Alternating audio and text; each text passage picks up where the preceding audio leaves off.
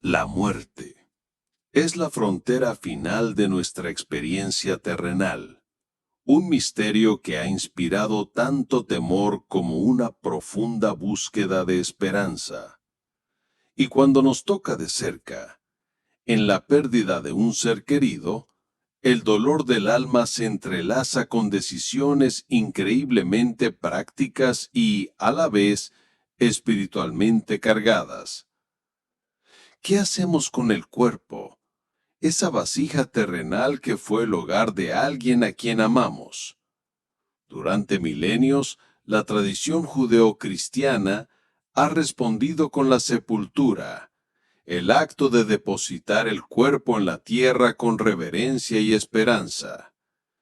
Pero en nuestro mundo moderno, otra opción, la cremación, se ha vuelto cada vez más común, a menudo por razones prácticas, económicas o personales. Y es aquí, en la encrucijada de la tradición y la modernidad, del duelo y la logística, donde surge una pregunta profunda, persistente y a veces aterradora para muchos creyentes. Si la Biblia nos promete una resurrección del cuerpo, ¿qué sucede cuando ese cuerpo es consumido por el fuego y reducido a un puñado de cenizas? ¿Puede la cremación, de alguna manera, poner en peligro la promesa más gloriosa de nuestra fe? ¿Qué queda para que Dios resucite? Este temor no es trivial. Nace de un amor genuino por las Escrituras y de un deseo de honrar a Dios hasta en nuestros últimos momentos.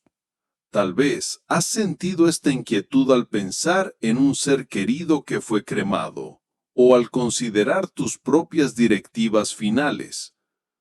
¿Te preocupa que una decisión práctica pueda tener consecuencias eternas?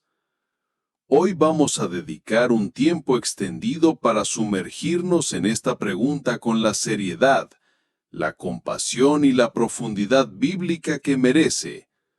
No buscaremos una respuesta rápida, sino una paz profunda. Exploraremos la rica historia de las prácticas funerarias bíblicas. Desentrañaremos la asombrosa teología de la resurrección. Y lo más importante, nos maravillaremos ante el poder ilimitado de nuestro Dios Creador. Mi oración es que al final de este tiempo juntos, cualquier temor que albergue sobre este tema se disuelva por completo, reemplazado por una confianza sólida y gozosa en el Dios para quien nada, absolutamente nada, es imposible. Para entender la raíz de la aprensión cristiana hacia la cremación, debemos primero viajar al mundo del Antiguo Testamento y comprender el profundo significado que tenía la sepultura para el pueblo de Dios. Desde los albores de la fe, el entierro fue la práctica normativa y reverenciada. Pensemos en Abraham, el padre de nuestra fe. Cuando su amada esposa Sara muere, el capítulo 23 del Génesis nos da un relato detallado y conmovedor de su duelo. Su principal preocupación era encontrar un lugar de sepultura permanente para ella. No aceptó un entierro gratuito en la tierra de los hititas. Insistió en comprar la cueva de Macpela. Este acto no fue simplemente una transacción inmobiliaria, fue una poderosa declaración de fe. Al comprar un pedazo de Canaán, Abraham estaba reclamando físicamente la promesa de Dios de que esa tierra sería para sus descendientes. La tumba se convirtió en un ancla de esperanza, un testimonio de piedra de que creía en el futuro que Dios le había prometido. Esta reverencia por la sepultura en la tierra prometida continúa a lo largo de la historia de Israel. Pensemos en la muerte de José en Egipto al final del libro de Génesis. Antes de morir, hizo jurar a sus hijos diciendo: Dios ciertamente os visitará y haréis llevar de aquí mis huesos. Durante cientos de años de esclavitud en Egipto, el ataúd de José permaneció con los israelitas como un recordatorio tangible y silencioso de que Egipto no era su hogar final, de que Dios cumpliría su promesa de llevarlos de regreso. Y cuando llegó el Éxodo, Moisés se aseguró de cumplir esa promesa, llevando consigo los huesos de José. La sepultura no era solo una forma de disponer de un cuerpo, era un sermón profético sobre la fidelidad de Dios. Esta práctica se basaba en dos convicciones profundas. Primero, el respeto por el cuerpo como una creación a imagen de Dios. No era una cáscara sin valor que debía ser desechada, sino una parte integral de la persona. Y segundo, era una forma de distinguirse de las culturas paganas circundantes, cuyas prácticas funerarias a menudo estaban ligadas a visiones del mundo idolatras, al culto de los antepasados o a un miedo a los espíritus. Por el contrario, la quema de un cuerpo en el Antiguo Testamento se asociaba casi exclusivamente con el castigo, la deshonra o el juicio divino, como en el caso de Acán y su familia en el libro de Josué. Esta fuerte asociación negativa con el fuego naturalmente dejó una huella en la conciencia del pueblo de Dios.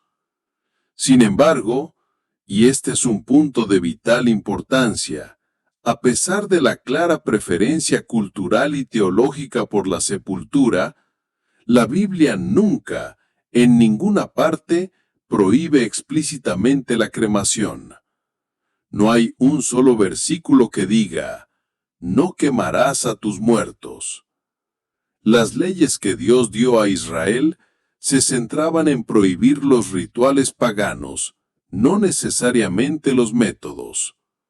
La preocupación de Dios era el corazón, la adoración y la lealtad de su pueblo. Ahora, con este fundamento histórico, podemos abordar el corazón teológico de nuestra pregunta. La preocupación de que la cremación puede impedir la resurrección se basa en una limitación de nuestra imaginación, no en una limitación del poder de Dios. La doctrina de la resurrección no se basa en la preservación de nuestros restos mortales, sino en la omnipotencia de nuestro Creador. Meditemos por un momento en su poder. El Dios que estamos considerando es aquel que, según el Génesis, se arrodilló, tomó polvo de la tierra, sopló en él aliento de vida, y el hombre se convirtió en un ser viviente. La materia prima de la humanidad fue el polvo. La resurrección, en esencia, es simplemente Dios haciendo de nuevo lo que ya hizo al principio, pero de esta vez de una manera glorificada.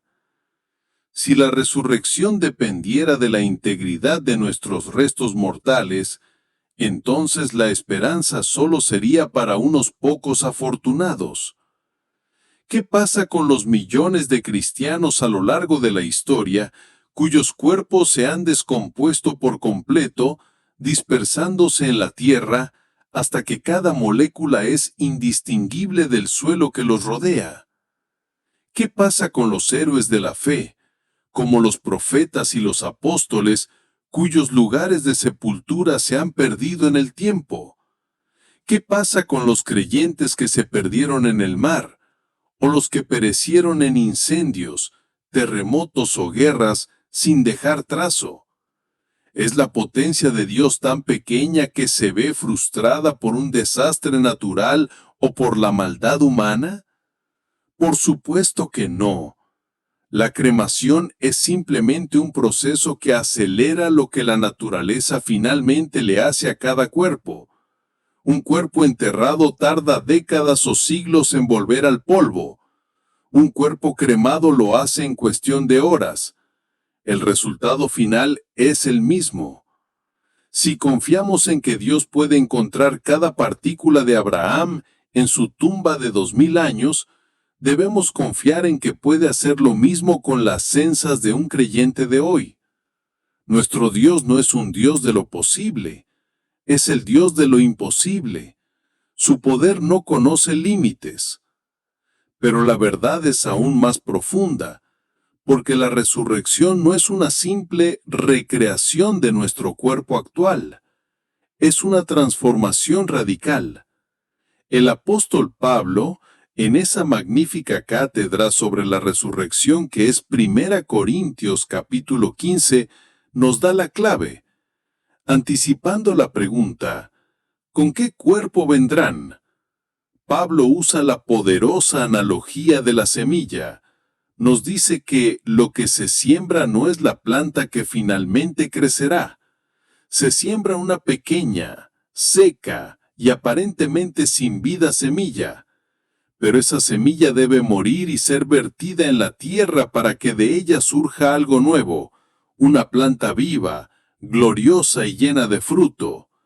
La semilla y la planta están conectadas, pero son drásticamente diferentes en gloria y en forma. Así, dice Pablo, es con la resurrección. Nuestro cuerpo terrenal es la semilla, y él describe el glorioso intercambio. Se siembra en corrupción, resucitará en incorrupción.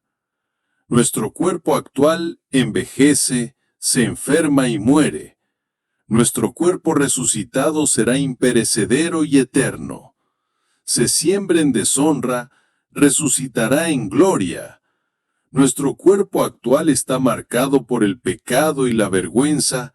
Nuestro cuerpo resucitado reflejará la gloria misma de Cristo. Se siembra en debilidad, resucitará en poder. Nuestro cuerpo actual es frágil y limitado. Nuestro cuerpo resucitado será poderoso y libre. Se siembra cuerpo animal, resucitará cuerpo espiritual.